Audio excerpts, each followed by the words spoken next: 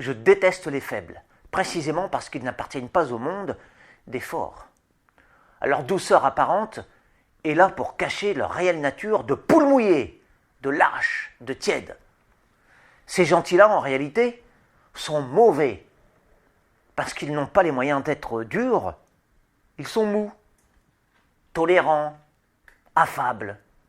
Ils sont flexibles par manque de volonté. Ils sont rusés par manque de virilité. Ils sont cérébraux par manque d'énergie.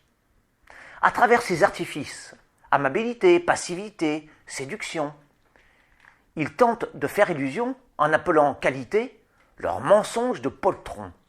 Au contraire de ces larves, les hommes au tempérament austère sont bons. La caresse de l'agneau n'enseigne rien de vrai, puisque le porteur de laine, aimable par essence, ne saurait égratigner quiconque, tandis que la morsure du loup n'est pas obligatoire. Capable de férocité aussi bien que de suavité, il ne sort les crocs que pour de bonnes raisons.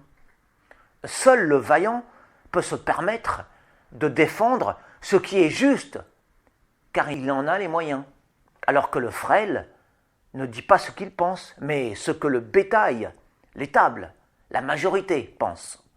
Le baiser du tendre n'inspire que mépris aux âmes intègres. Il est la flasque expression de sa bassesse. En effet, sous couvert de sagesse, de pacifisme, de tempérance, de pardon, il n'est qu'une incitation à la léthargie, au laisser-aller, à la licence. C'est le renoncement à la perfectibilité face à la faute, alors que l'âpreté de l'indocile à la main de fer est zèle méritoire, exigence, franchise, hardiesse, mais surtout amour authentique de ses semblables, qui au lieu de répondre à leur offre d'indulgence, de respect, de bienveillance, ces sentiments apathiques, faussement humanistes, qui les maintiennent dans la boue avec tant de complaisance, au contraire, leur réclament effort, progrès, hauteur. Alors une petite parenthèse pour vous parler de choses un peu plus agréables. Eh bien, je vais découvrir avec vous la tarte aux fraises que je viens d'acheter.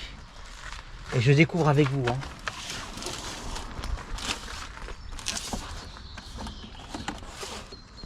Ah oui, oh, très belle. Magnifique. Et ça fait 2 semaines que je cours après. Les modérés ne cherchent pas la justesse de vue, la véracité des faits, la pureté du raisonnement, bref, la valeur incontestable des choses, mais leur édulcoration, leur abâtardissement, leur décoloration. Ils souhaitent réajuster la vie à leur image, c'est-à-dire au rabais. L'orage, l'imprévu, la condition humaine les effraie. Alors, ils les déclarent hors la loi, arbitrairement, sottement, artificiellement.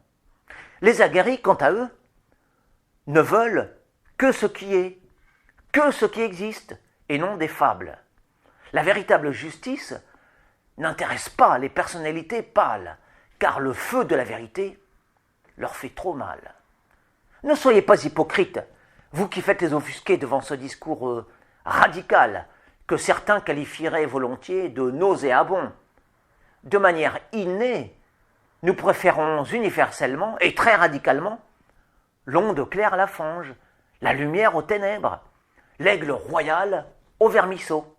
Et si nous sommes naturellement et irrésistiblement attirés par la force, la beauté et l'intelligence, c'est parce qu'il est évident que nous ne penchons pas pour l'impuissance, ne favorisons pas la bêtise, n'estimons pas la laideur.